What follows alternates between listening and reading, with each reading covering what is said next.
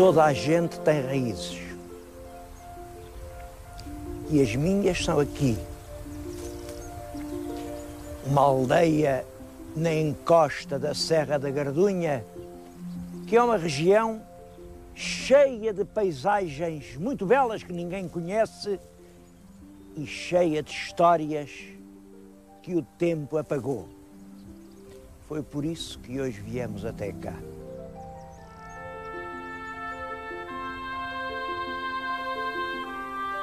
A história de Castelo Novo é outra história esquecida. A gente diz Castelo Novo e nem sequer sabemos onde era o Castelo Velho. O Castelo Novo agora parece-nos muito velho. Vem aquela torre escalavrada, desmontada. Aquilo era uma torre dos Templários. No século XII, isto eram terras de fronteira.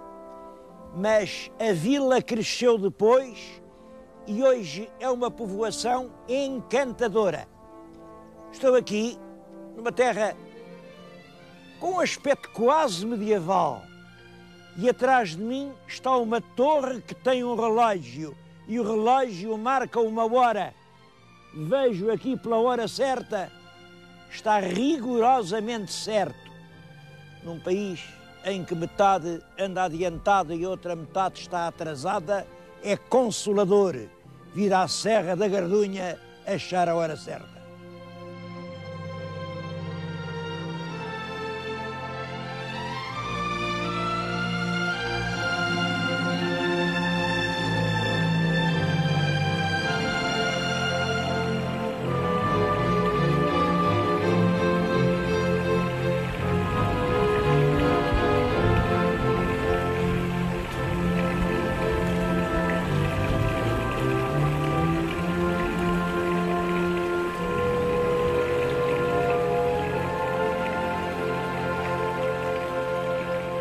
Outra povoação muito bonita é Alpedrinha. Também está metida na Serra da Gardunha. Também tem a ver com a tal necessidade de defesa de fronteira. Há aí um monumento que chamam a Comenda. É o que resta da Comenda dos Cavaleiros de Cristo, sucessores dos Templários. Mas ainda antes dos Templários terem vindo para aqui, eu creio que o que fez nascer a povoação foi uma estrada romana, uma soberba calçada romana. Este é talvez o troço mais monumental que existe no nosso país. É curioso que o rei Dom João V, para de certo modo celebrar este monumento romano, fez aqui, quando ele termina ou quando se afunda na planície, fez um chafariz monumental, junto do qual estou a falar. Mas eu gostava que vissem comigo ainda o empedrado romano como hoje se conserva.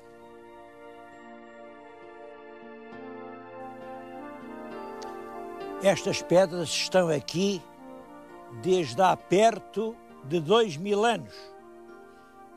Foram um dos caminhos mais importantes para a penetração da civilização romana na península. Nos meus tempos de rapaz, a estrada estava intacta, percorria várias vezes, até lá acima, à Portela de Alcongosta. Hoje está um bocado escalavrada. Ainda não há muito, há uns anos, houve aí um proprietário que arrancou pedras da estrada para fazer uma construção para ele. E o mais grave é que ninguém lhe foi à mão.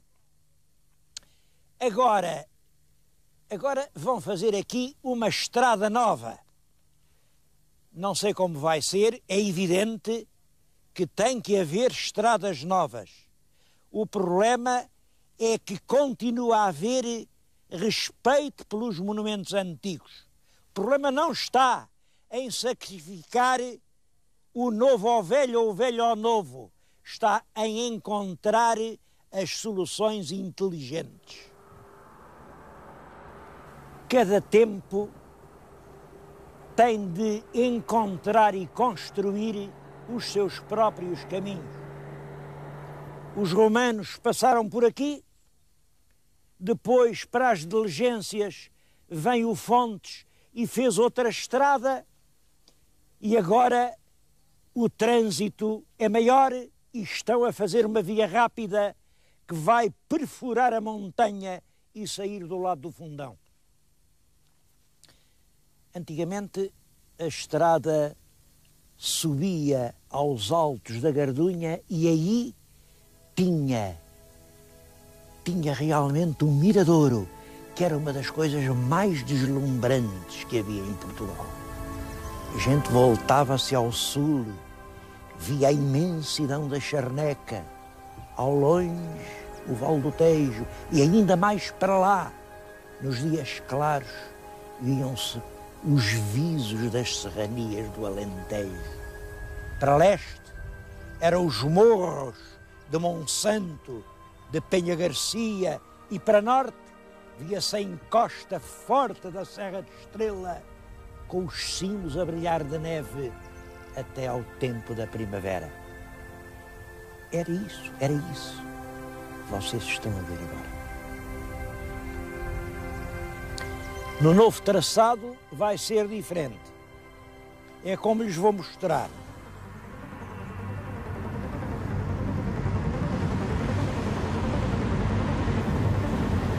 Este problema tem sido discutido e eu não vou entrar nessas guerras de campanário.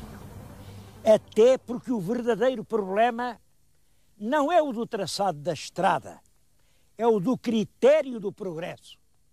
A verdadeira questão que está em jogo é a de saber se o progresso é quando a vida é mais depressa ou é quando a vida é mais bela.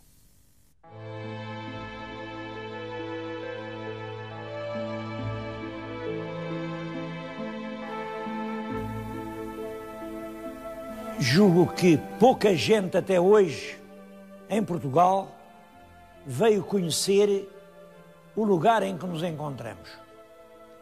Até o nome que lhe dão anda errado, chama-lhe a Capela do Leão, porque há aqui ao lado uma fonte, realmente a fonte tem um leão, mas a capela tem um nome muito mais bonito e muito mais significativo.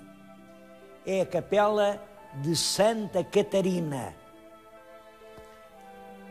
O cardeal de Alpedrinha nunca se esqueceu do nome de Catarina.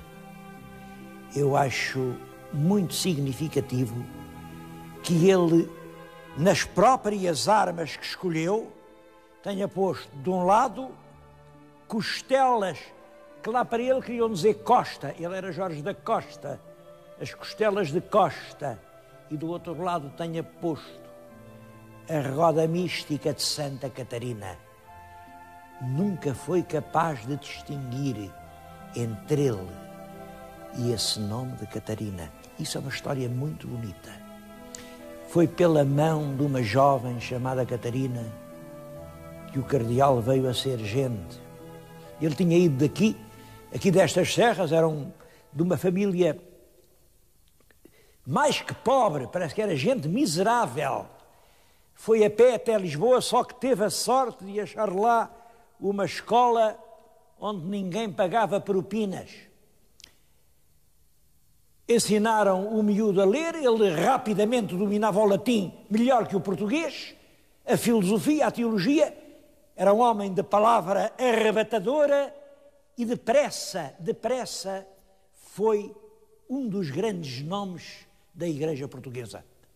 Aí o rei precisava de um mestre para uma irmãzita que tinha, uma irmãzita, coitadita, que não tinha pai nem mãe, Dona Catarina, tinha 9 anos, ainda não sabia ler nem escrever, e o rei, em vez de mandar vir um professor da Itália, era como se fazia nesses casos, lembrou-se daquele clérigo lá das Berças da Alpedrinha e disse: ó Jorge, ó Padre Jorge, venha cá, tenho aqui esta mana, coitadita, ensina lá a ler. O que aconteceu foi que Jorge da Costa rapidamente conquista a corte o rei não dá um passo sem ser pelo seu conselho.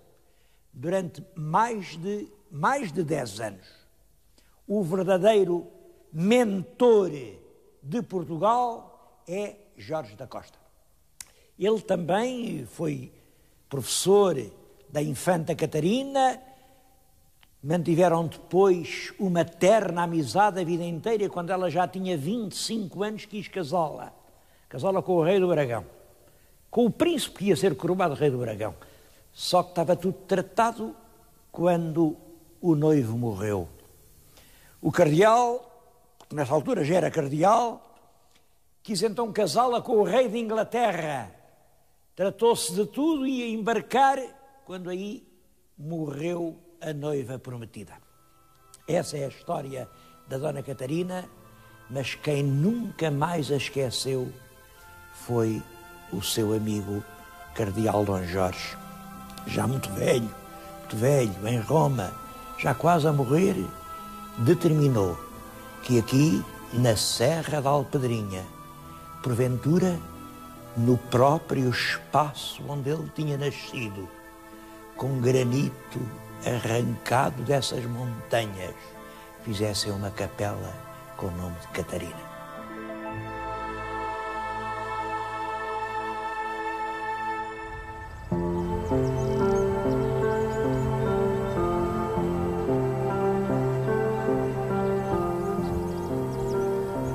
Um dos lugares mais poéticos da Serra da Gardunha era aqui este alpendre da Senhora do Miradouro.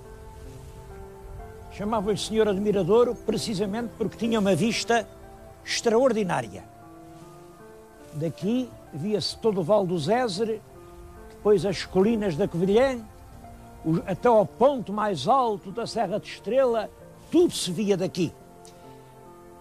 Isto não há muitos anos, eu lembro-me de vir para aqui, eu próprio, bem novo, pintei esta vista extraordinária. Depois, não sei quem, pôs ali aqueles eucaliptos, os eucaliptos cresceram e pronto, estragaram tudo, aqui como em toda a parte. Os eucaliptos, em parte nenhuma, ajudaram a compor a paisagem portuguesa. A Senhora do Miradouro era uma capela de Nossa Senhora do Miradouro, mas Miradouro foram os pacientes que chamaram, porque ela tinha outro nome, era a Senhora do Seixo. Seixo, pedra. Bem, é que na Idade Média diz que apareceu ali uma Nossa Senhora muito pequenina, lá numa pedra, era uma Nossa Senhora milagrosa, e apareceram logo uns ermitões que se meteram aqui a explorar o povo, porque diziam, esta senhora é uma senhora com uns gostos muito esquisitos. Esta senhora gosta que lhe deem prendas, mas só aprecia arrecadas para as orelhas. A lenda era exatamente essa. Era a senhora das arrecadas. Claro que quem arrecadava eram os tais anacoretas que se vieram instalar aqui, e por isso os franciscanos acabaram com isso, com esse culto, enfim, e fizeram um convento.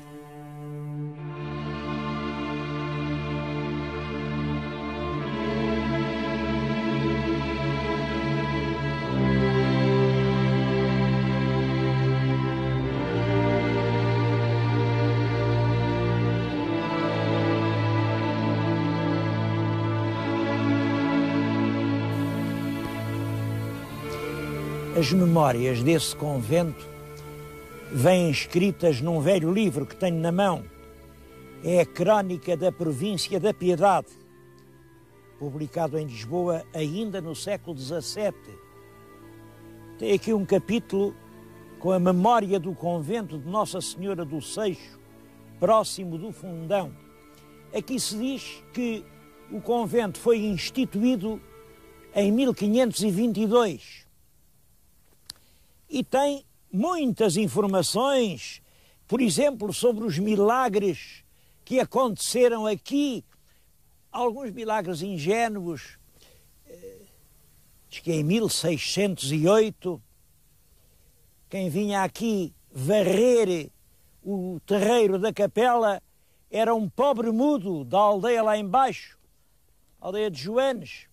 Era um mudo com uma língua que não chegava aos dentes e não podia falar, mas vinha todas as noites, até naquela noite do Natal.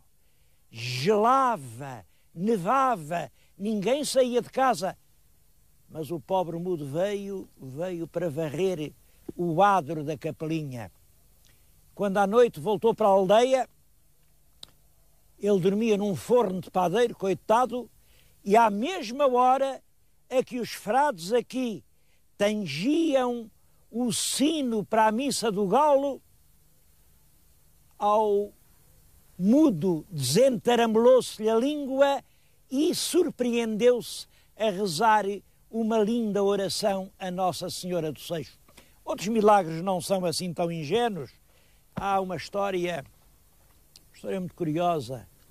Diz que está enterrado lá dentro, na porta que separa o refeitório do claustro, um homem que tinha sido um homem muito importante durante o reinado do rei Dom João III. Era um juiz muito severo, um juiz que cortava a justiça à direito, não estava lá com piedades.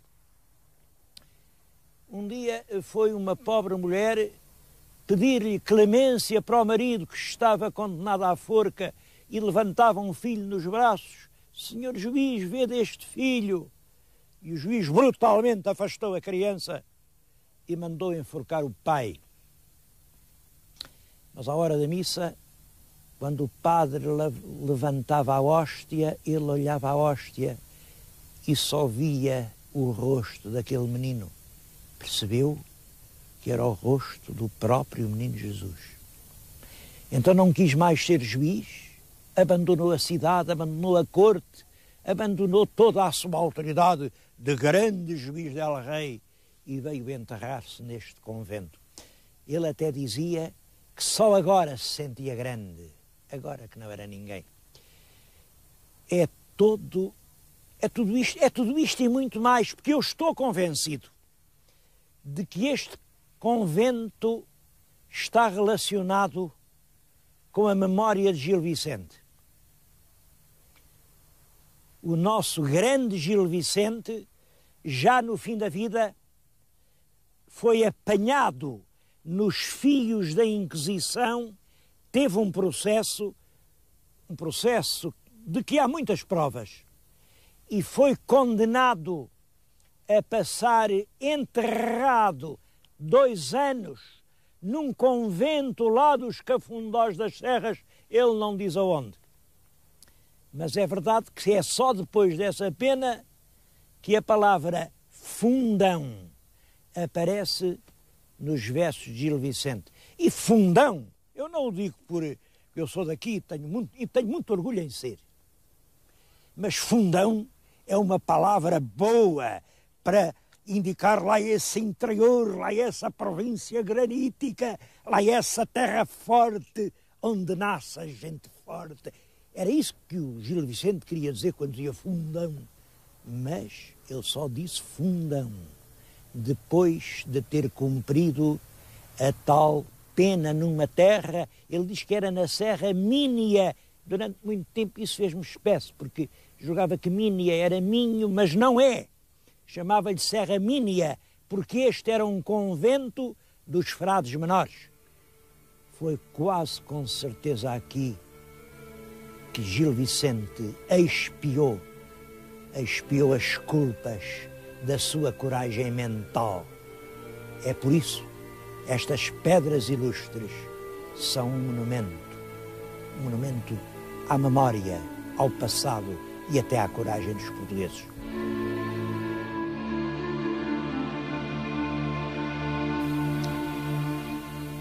De tudo isso, pouco mais hoje resta que este miserável monte de escombros. E todavia, há 20 anos, ainda estava tudo de pé. O convento parecia intacto. Era uma casa habitável e habitada. Interiormente, não, claro que não era um palácio, mas tinha um belíssimo claustro seiscentista, velhas pedras lavradas. Lembro-me uma lareira onde cabia a família toda, uma grande cozinha conventual, um refeitório. Depois a casa foi vendida, instalaram para aí um parque de campismo, vieram os campistas e vieram também os descobridores de tesouros, pessoas que à noite, com lampiões e alavancas de ferro, levantaram as lousas das sepulturas à procura da prata e do ouro, e depois de violadas todas as campas, foram às paredes, meteram o ferro, desventraram tudo, até que a casa aluiu.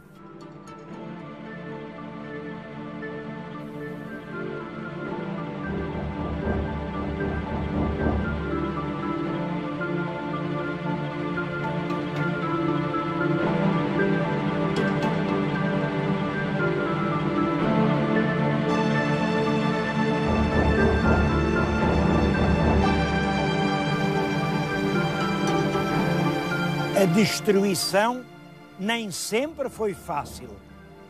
Vejam a força que foi precisa para rebentar o granito do pedestal desta cruz.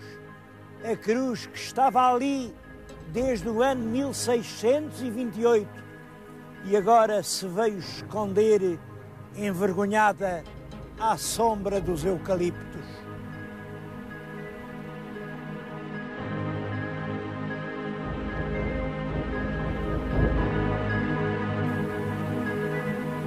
Eu estou a falar nisto apaixonadamente, porque penso que a destruição do convento de Santo António do Fundão é um dos crimes de vandalismo mais gritantes que se cometeram durante a minha geração. Bem sei que me dizem, tinha de ser assim, o que é que você quer? É uma cidade a expandir-se.